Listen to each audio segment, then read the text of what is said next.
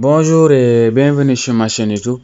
Comme on l'avait promis, on va essayer cette fois-ci d'installer Kali Linux au niveau de notre VMware. La fois passée, on avait installé Parox, mais cette fois-ci, on va le faire avec Kali Linux. Comme ça, on peut attaquer directement le vif du sujet. Sans plus tarder, let's go.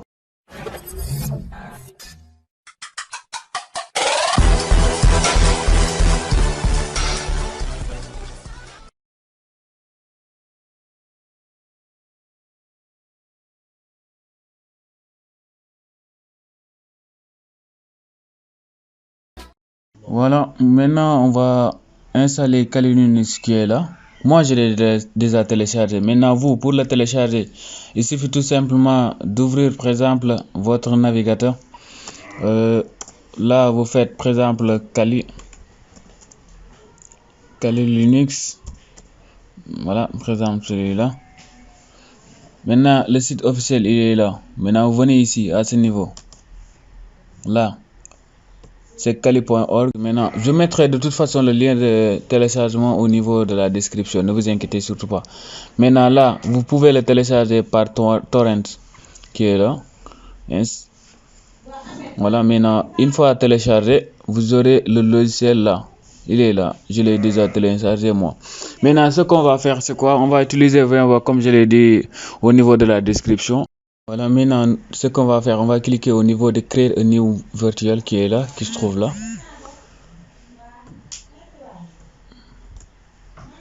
Voilà, maintenant, ici à ce niveau, vous allez sélectionner type et typical recommended. Maintenant, faites suivant. Là, vous allez cocher install disk image file. Maintenant, vous allez rechercher l'image que vous venez de télécharger. Moi, ça se trouve au niveau de système. Voilà, il est là. Kali Linux. Voilà. Maintenant, vous faites next. Là, Kali Linux, même chose. On fait next. Là, par exemple, on peut renommer et faire Kali Linux si on veut. Et faire next. Là, il va vous demander le nombre de gigas que vous voulez attribuer à notre machine. Par exemple, si pour notre cas 20 gigas ça suffit, mais quand même vous pouvez augmenter. C'est à vous de voir le nombre de gigas. C'est juste virtuel. Hein. Tant que vous l'utilisez pas, ça va pas trop affecter votre machine. Voilà. Maintenant, nous on fait next pour conserver les 20 gigas. Next. Voilà. Maintenant, on a l'image qui est là. Ce qu'on va faire, c'est quoi? On va cliquer au niveau de Power on this virtual machine pour démarrer l'installation de notre PC. Et notez aussi que les 2 Go, si vous pouvez avoir en tout cas 2 Go de RAM aussi, ce sera parfait. Voilà, ce sera en tout cas parfait. Comme ça va permettre en tout cas la machine virtuelle de se lancer rapidement. Et aussi, si vous savez que la dernière version ne sera pas adéquate avec en tout cas le système que vous avez, je vous conseille de prendre une version ultérieure, c'est-à-dire une version 2000, en tout cas 2000, inférieure en tout cas à 2020. Tu vois, voilà. Maintenant, ce qu'on va faire, on va cliquer au niveau de Power On pour démarrer en tout cas l'installation. Voilà.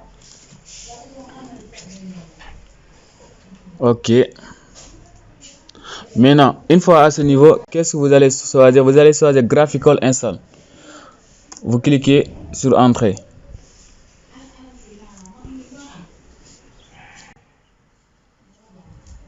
Voilà. Tout le reste, c'est à la machine de le faire. Voilà, on patiente un peu, il va faire ses clics. Voilà, maintenant là, il est important de choisir votre langue. Si vous maîtrisez l'anglais, vous laissez le choix par défaut. Maintenant, si vous êtes anglophone, francophone, vous prenez la langue française. En tout cas, il y a toutes les langues qui sont disponibles à ce niveau. Nous, vu qu'on maîtrise plus le français, bon, on va le choisir. On fait continue qui se trouve là. La région française, bon, peu importe. Maintenant, le clavier, si c'est QWERTY, vous allez utiliser l'anglais. Maintenant, si c'est AZERTY, c'est français. En tout cas, les claviers se diffèrent. Moi, j'ai un clavier AZERTY, donc ça correspond à la langue française. Donc, je fais continue.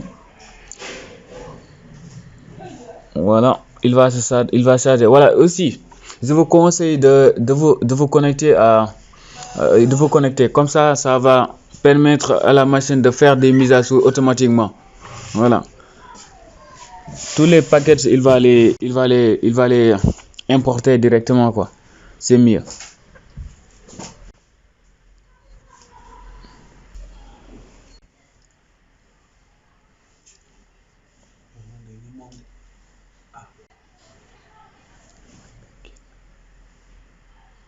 Maintenant, dans cette partie, ne changez pas le nom. Vous faites juste entrer là, vous faites continuer.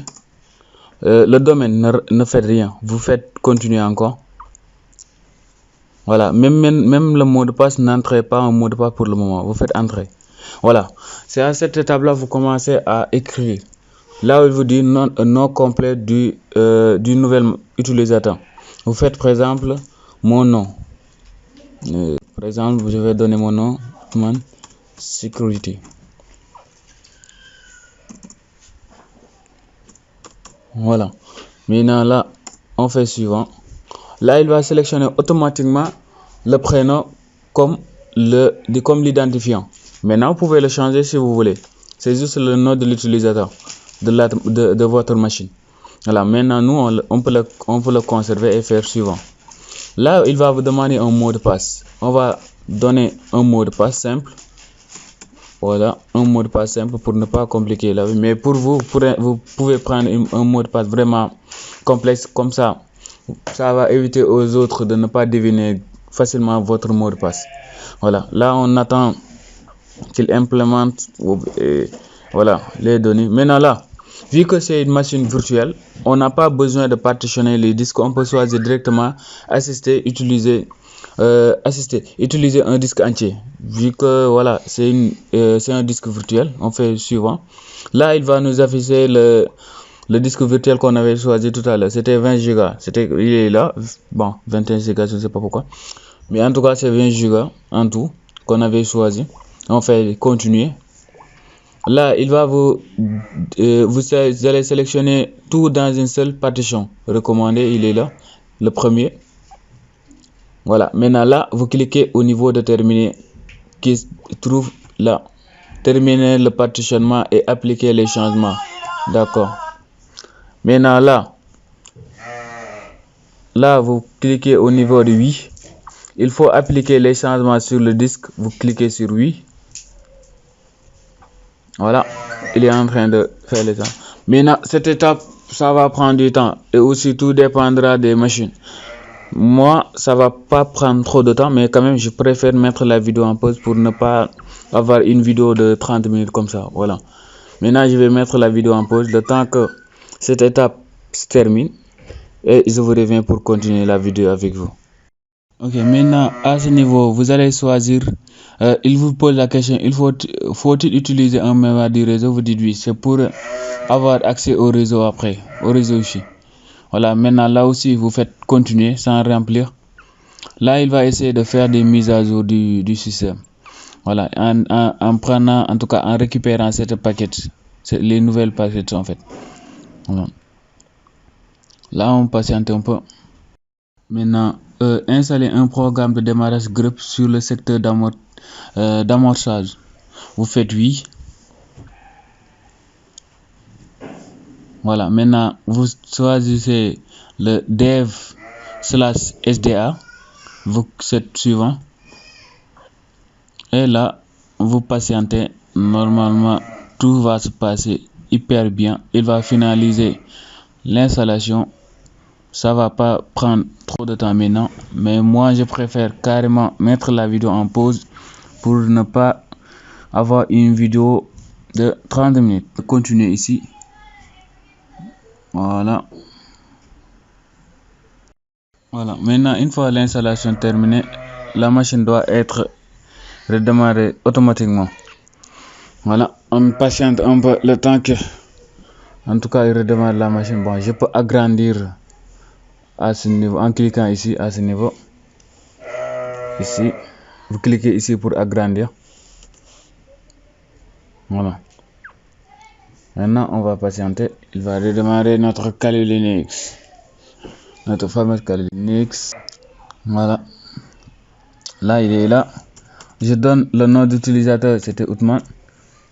Et le mot de passe, c'est root.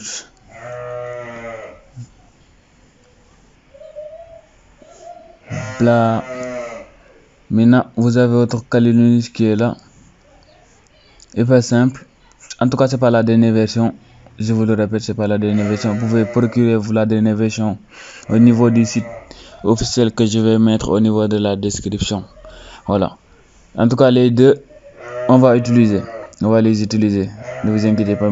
Comme Parox, il a ses outils par défaut. Maintenant, on va pas faire le tour de tous les outils, mais juste vous présenter quelques-uns.